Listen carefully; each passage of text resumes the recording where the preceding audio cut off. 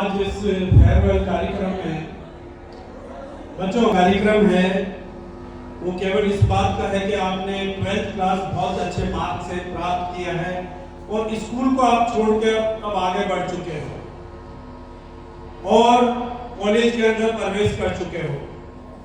उसके साथ बहुत बड़ी जिम्मेदारी उठाने वाले हो अब आप। अभी तक का जो समय था वो एक हमारा बचपन कह सकते हैं उसको, और बचपन के अंदर ये व्याख्याता और जो हमारे टीचर्स हैं इनका बहुत बड़ा रोल होता है कि आपको अच्छी शिक्षा दें, संस्कार दें और आपका ध्यान भी रखें।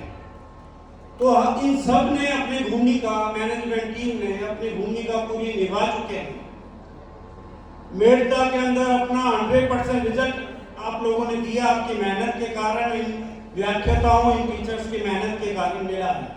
और साथ में हमें हमारे अभिभावक, आपके अभिभावकों का सहयोग मिला है।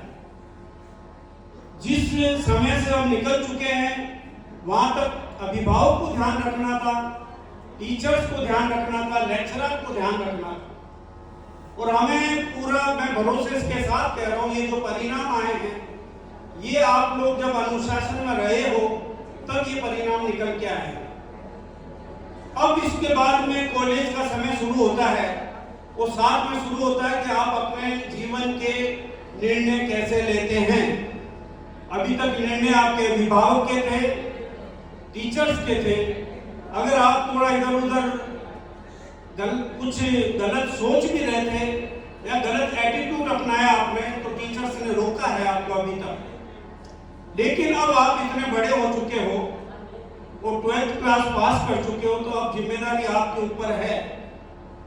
उसके अंदर आप सक्सेस कैसे होंगे ये मैं बताना चाहूंगा कि आप लोग एक तो अपने माता पिता का हरदम कहना माने, अभी भी है 3 साल और माने। और जो भी टीचर्स या लेक्चरर आपके आइडियल हैं उनके संपर्क में रहे। अगर आपको अच्छे से आपको लगता है कि इन्होंने हमें रास्ता दिखाया है और निश्चित तौर पे दिखाया है, तभी ये इतने परिणाम क्यों मिले हैं आपको, इसलिए इनको अपना गाइडर माने, इनके द्वारा गाइडेंस लेते रहें। आपके परिवार के अंदर माता पिता के अलावा और भी रिश्तेदार होंगे जिन्होंने आपको सही रास्ता दिखाया होगा, क्योंकि हर परिवार में कुछ लोग ऐसे होते हैं जो समझाते रहते हैं। उनकी राय लेते रहे, हमें अधिकारी बनना है, हमें डॉक्टर बनना है, हमें व्यवसायी बनना है। और हर बच्चे का एक संकल्प होना चाहिए कि हमें सबसे बड़ा इस राष्ट्र की सेवा करनी है, एक अच्छा इंसान बनना है। इतने शानदार परिणाम आपने दिए हैं। 97% प्रेरणा और 94 तो काफी बच्चे हैं। और जिन्होंने 60% भी बनाया है मैं उनको भी कहना चाहूंगा कि आप हताश नहीं हो, क्योंकि आईएएस परीक्षा या आरएस की परीक्षा या कोई भी बड़ी परीक्षा के लिए 45% से ऊपर चाहिए। क्या पता अभी कोई भी कारण हो सकता है, आप जब एग्जाम देते वक्त आपका विवेक उतना काम नहीं किया हो, क्या पता आपका स्वास्थ्य अच्छा नहीं रहा हो, क्या पता कोई और भी रीजन हो सकता है। इसलिए हताश होने की आवश्यकता नहीं है। संकल्प लें, संकल्प लेके आगे बढ़े, हमारा कर्तव्य बनता है। हमारे माँ बाप, हमारे माता पिता हमारे लिए जीते हैं, वो आपको देख के जीते हैं, ये ध्यान रखें। बस इस फीलिंग को हरदम याद रखना। ये शिक्षा हमें ये सिखाती है कि हमारे विवेक को अच्छा सोचना सिखाती है, यहाँ पे करुणा सिखाती है कि हम हमारी बहनों के प्रति, हमारे माता पिता के प्रति, हमारे सभी जातियों के प्रति भेदभाव नहीं रखते हुए सबके लिए सोचें। जब आप अच्छा सोचेंगे, अच्छा करेंगे तो ये देश, हमारा एक ही लक्ष्य है कि हमारा राष्ट्र आगे बढ़े। हमारी पूरी टीम का एक ही लक्ष्य है। हमारा कोई ऐसा नहीं कि पैसा नहीं कमाते। अब पैसा परिवार चलाने के लिए लेना पड़ता है आप लोगों से, क्योंकि इतने 100 लोग यहाँ पे काम करते हैं। आप लोग पैसा देते हो, हम उनको देते हैं, हमें भी वो 2 रोटी मिलती है। इसलिए पैसा कमाना हमारा कतई कोई उद्देश्य नहीं है। हमारा उद्देश्य है कि हमारे अभिभावक ने जो हमें जिम्मेदारी दी है वो हम निभाते रहें, अच्छी तरह करते रहें। और आप कोई गलत रास्ता पकड़ते हैं तो रोकते रहें।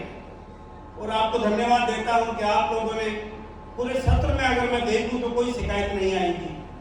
और आपको ये भी पता है अगर कभी कोई शिकायत आई तो हम तुरंत 1 बार 2 बार चांस देते हैं, उसके बाद अभिभावक से हाथ हम खुद जोड़ते कि आप ले जाओ प्लीज, या तो सुधारो या ले जाओ।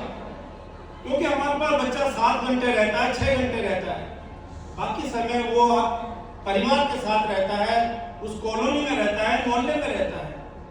कॉलोनी के अंदर, मोहल्ले के अंदर अभिभावक की जिम्मेदारी होती है, यहाँ जिम्मेदारी हमारी है। तो यह भी हमारा कार्य शैली है। इसलिए मैं बच्चों को कहना चाहूंगा, आज संकल्प ले ले, इसको फेयरवेल नहीं माने, इसको माने कि हमें अब संकल्प लेना और बहुत बड़े काम करने, केवल अपने समाज के लिए नहीं, 36 कौम के लिए बड़े काम करने। हर व्यक्ति को अपना समझना है। अगर हम जाति में फंस गए तो हम देश का बहुत बड़ा नुकसान कर देंगे। आज आप देख रहे हैं मरुधर डिफेंस में परिणाम उठा के देखो, यहाँ पे 36 कौम के बच्चे हुए अच्छे मार्क्स से, 100% रिजल्ट रहे हैं, हर जाति के बच्चे पढ़ते हैं। इसलिए हम तो यही, हमारा जो ध्येय है, जाति का भेदभाव नहीं रखो, धर्म का भी नहीं, क्योंकि शिक्षा का मंदिर है।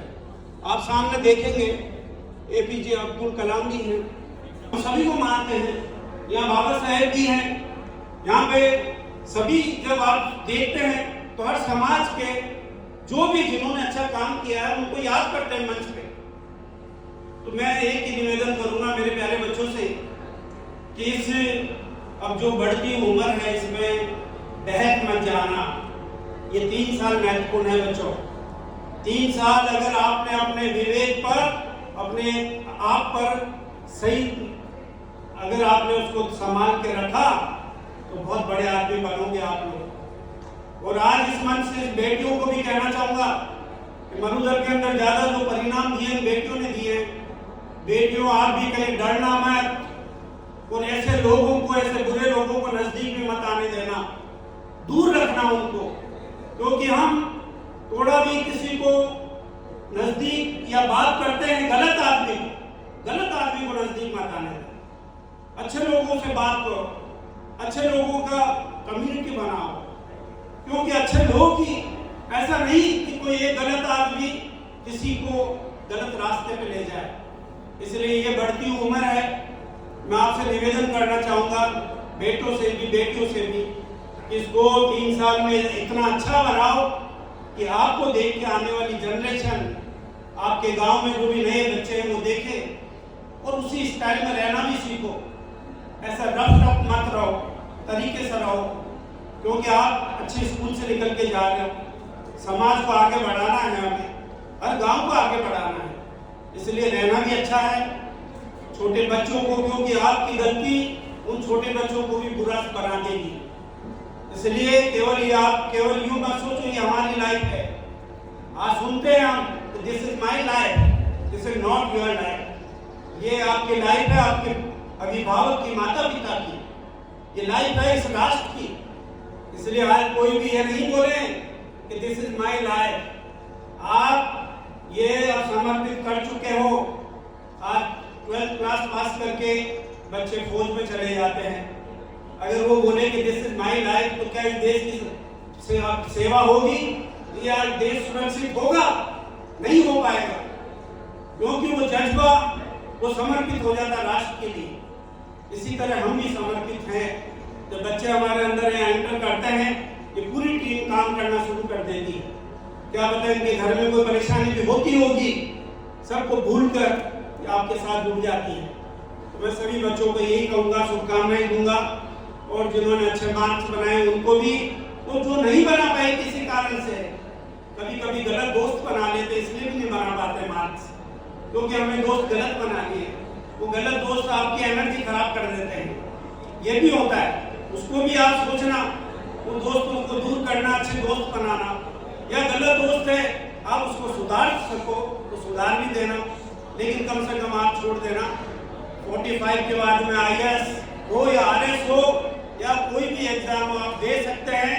आप एलिजिबल हैं, आपको बहुत बहुत बधाई है। और मैं चाहूँगा कि आगे आने वाले समय में जब भी मिले आपसे, और एक आजकल ये प्रचलन चल रहा है, ये भी मैं इस मन से बोलना चाहूँगा कि आप एडमिशन ले लेते हो, कॉलेज में जाते नहीं हो, उसके बाद इधर उधर भटकते रहते हो।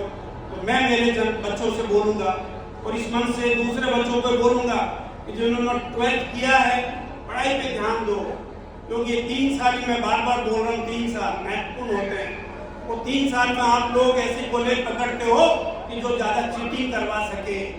आपने देखा होगा, आप अभी एग्जाम देने गए थे 10th के और 12th के, हमारे स्कूल से कोई भी टीचर वहाँ नहीं पहुँचता है, केवल इसलिए पहुँचता है कि कोई नहीं, कोई बीमार हो गया तो हम पहुँचा दें।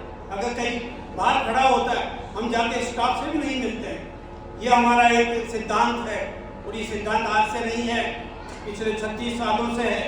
ये संस्था 36 सालों से चल रही है। इसमें कुछ बच्चे ऐसे बैठे होंगे जो उनके पिताजी भी यहाँ पढ़ के गए थे, ऐसे बच्चे होंगे जिनकी माता जी यहाँ पढ़ के गई है। तो देख लो मधुकर का कितना बड़ा इतिहास है। और इतिहास बनता किन से? आप लोगों से। इनसे बनता है, इस व्याख्याताओं से, टीचर्स से। इन लोगों ने इतिहास रचा है। आज जैसे आप देख रहे हैं कि चंद्रशेखर इन पूरी टीम को लेके चल रहे हैं और ये इनका डिसीजन है कि हम ये कार्यक्रम रिजल्ट के बाद रखेंगे। तो रिजल्ट के बाद में एक अलग विवेक से बच्चा आता है। आज अपने कार्यक्रम रखा, स्वागत हुआ, एक चंद्रशेखर ने अवार्ड दिया कि हम पहले गुड मॉर्निंग, गुड आफ्टरनून बोला करते थे, तो ये बात चंद्रशेखर ने रखी कि नहीं, हम जय हिंद बोलेंगे। अगर हम बार बार दिन में 3 बार जय हिंद बोलते हैं तो इस हिंदुस्तान के प्रति हमारा समर्पण और बढ़ जाता है। तो मैं बच्चों यही चाहूँगा कि किसी गलत रास्ते में मत जाना, अपने माता पिता का ध्यान रखना और अपने गांव का ध्यान रखना, इस मेड़ता का ध्यान रखना और इस भारत का ध्यान रखना। तुम्हें बनना है, मोदी बनना है, तुम्हें कोई राष्ट्रपति बनना है, या तुम जहाँ पे भी जो भी बड़ा कुछ बन के दिखाना है आपको, ये हमारा सपना है सभी का और आपके माता पिता का भी ये सपना है। जय हिंद, जय भारत।